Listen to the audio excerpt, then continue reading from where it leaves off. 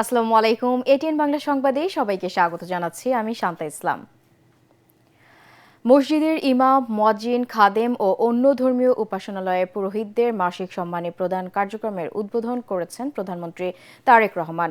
রাজধানীর ওসমানী স্মৃতি মিলনায়তনে ইমাম, মুয়াজ্জিন ও অন্যান্য ধর্মীয় উপাসনালয়ের পুরোহিতদের হাতে ভাতার চেক তুলে দেন তিনি।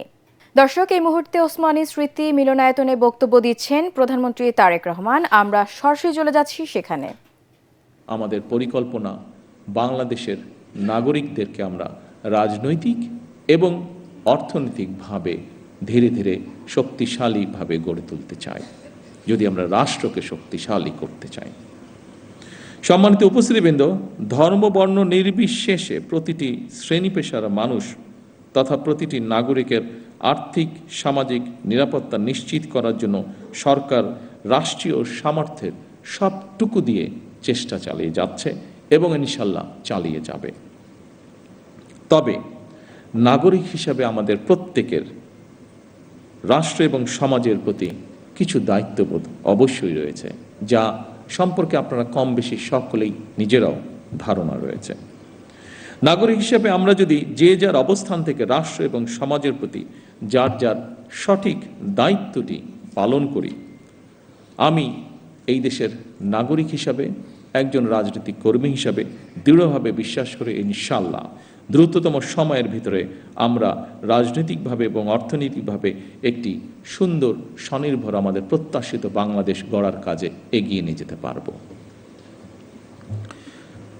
সম্মানিত ধর্মীয় নেতৃবৃন্দ, দুনিয়ার কল্যাণের পাশাপাশি আখিরাতের কল্যাণের জন্য প্রার্থনার কথা পবিত্র কোরআনে কারিমে উল্লেখ রয়েছে। ইহকালীন পরকালীন কল্যাণ বিষয়ক নির্দেশনা নিঃসন্দেহে অন্য ধর্মাবলম্বী ধর্মীয় বিধিবিধান অনুযায়ী নির্দেশিত রয়েছে।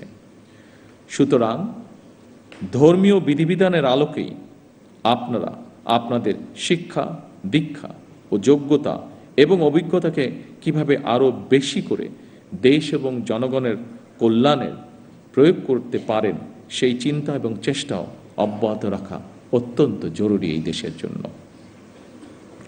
অর্থনৈতিকভাবে সমৃদ্ধ রাষ্ট্র মানুষের জীবনে হয়তো আর্থিক স্বাচ্ছন্দ্য নিশ্চিত করে, কিন্তু ধৈর্য, সততা, কৃতজ্ঞতা বোধ, শ্রদ্ধা, আনুগত্য, সংহতি, সহনশীলতা, উদারতা, বন্ধুত্ব, বিনয়, দায় কিংবা দয়া, এই সমস্ত বৈশিষ্ট্যগুলো অর্জন ছাড়া একজন ব্যক্তি মানবিক গুণাবলী সম্পন্ন হয়ে উঠতে পারেন না।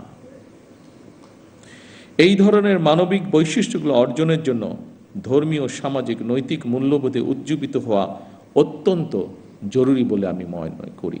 বিশেষ করে স্বৈরাচারের পতনের পর, বিতাড়িত হয়ে যাওয়ার পর এটি সমগ্র দেশে সকল শ্রেণী, সকল বয়সের মানুষের মধ্যে আরও বেশি প্রয়োজন।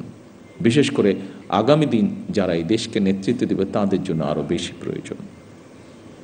এই ধরনের মানবিক বৈশিষ্ট্যগুলো অর্জনের জন্য ধর্মীয়, রাজনৈতিক, সামাজিক, নৈতিক মূল্যবোধে উজ্জীবিত হওয়া অত্যন্ত জরুরি।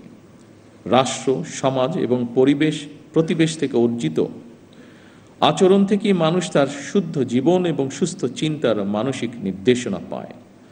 পবিত্র হাদিসে বলা হয়েছে, যার আমানতদারি নেই, যার কাছে নিরাপত্তা নেই, সে প্রকৃত ঈমানদার নয়।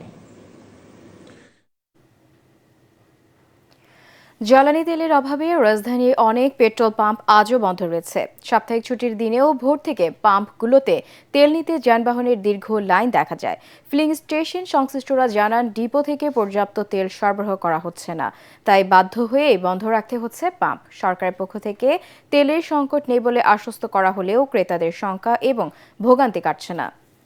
দর্শক, পরবর্তী সংবাদ দেখার আমন্ত্রণ জানিয়ে এখনকার মতো শেষ করছি। এটিএন বাংলা সংবাদ ইউটিউবে দেখতে ব্রাউজ করুন youtube/ATN Bangla News। ধন্যবাদ।